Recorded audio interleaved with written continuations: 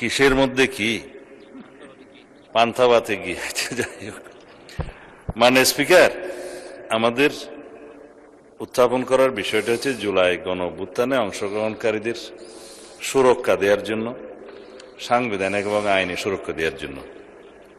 সেটা জাতীয় দাবিতে পরিণত হয়েছে, জুলাই যোদ্ধাদের দাবি ছিল।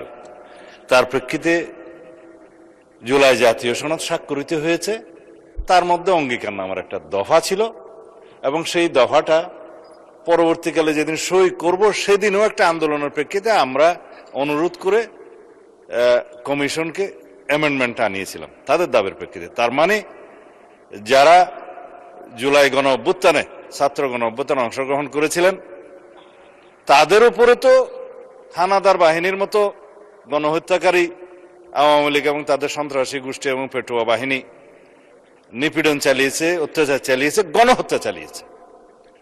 জনতার প্রতিরোধের মুখে তাদের মধ্যেও কেউ কেউ প্রাণ হারিয়েছে, এটা যুদ্ধের ময়দানে ফয়সালা হয়ে গেছে, আমরা বলেছি। সুতরাং তাদেরকে সাংবিধানিক এবং আইনি সুরক্ষা দেয়া দরকার। সেই প্রেক্ষিতে এই আইনটা, অধ্যাদেশটা ইন্টারিম গভর্নমেন্ট প্রণয়ন করে সবার মতামতের প্রেক্ষিতে। হ্যাঁ, এখানে যদি আপনি সংশোধন আনয়ন করতে চান, মাননীয় সদস্যের উদ্দেশ্যে বলছি, সেটা সেকেন্ড রিডিং মধ্যে আপনি সংশোধনে আনতে পারতেন, আগে নোটিশ দিতে পারতেন, সেই সংশোধনীগুলো নিয়ে আমরা আলাপ করতে পারতাম। সেটা এক্সট্রা স্টেজ। এখন বিল উত্থাপনের পরে বা উত্থাপনের অনুমতি চাওয়ার পরে আপনি পারেন বিধি মোতাবেক ৭৪, ৭৫, ৭৬ বিধিতে পারেন, কিন্তু এর প্রেক্ষিতে আমার যে জবাবগুলো আজকে দিতে হবে ফর রেকর্ড, সেই জবাবগুলো আমার বলা উচিত, জবাব দেওয়া উচিত। এখানে কন্ট্রোল বোর্ড কিভাবে আসলো, মাননীয় স্পিকার? বাংলাদেশ ক্রিকেট কন্ট্রোল বোর্ডের ইন্টারিম গভর্নমেন্টের সময় তৎকালীন ক্রীড়া উপদেষ্টা ক্ষমতার প্রয়োগ করে সারা বাংলাদেশে জেলা কমিটিগুলোকে প্রভাবিত করে সেভাবে নিয়ে আসে। বাংলাদেশে যেগুলো রেজিস্টার্ড ক্লাব ছিল তাদের কাউন্সিলরদেরকে, হ্যাঁ, তাদেরকে প্রভাবিত করে সরকারি ক্ষমতা প্রয়োগ করে, এবং হাইকোর্টে যে রিটটা দাখিল করা হয়েছিল সেটা হার্ড না করে পেন্ডিং রেখে, এখনো still it is pending with the chamber court I think, করে সর্বোচ্চ ক্ষমতা প্রয়োগ করে একতরফাভাবে ক্রিকেট বোর্ডের একটা বোর্ডিং করা।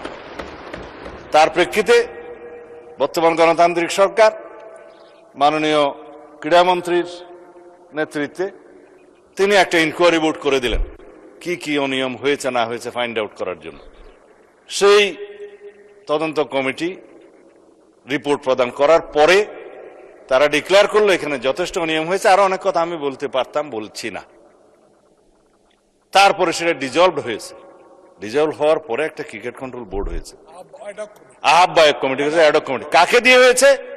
এই দেশের কৃতি ক্রিকেটার, বাংলাদেশে সবচেয়ে পরিচিত, সারা বিশ্বে পরিচিত তামিম ইকবালকে দিয়ে। মাননীয় স্পিকার, আমি জানি আপনার সময় নষ্ট করছি, কিন্তু ফর রেকর্ড আপনি জুলাই অভ্যুত্থান সুরক্ষা এটার উপর বলেন। ক্রিকেট কন্ট্রোল বোর্ডের, ক্রিকেট বোর্ডের অ্যাডক কমিটিটা করা হয়েছে। আমরা এখানে কোনো বাপের দোয়া মায়ের দোয়া করি না। এখন এতদিন পর্যন্ত শুনতাম মায়ের দোয়া পরিবহন আছে, আজকে মাননীয় সদস্যের কল্যাণে দেখলাম বাপের দোয়া কমিটি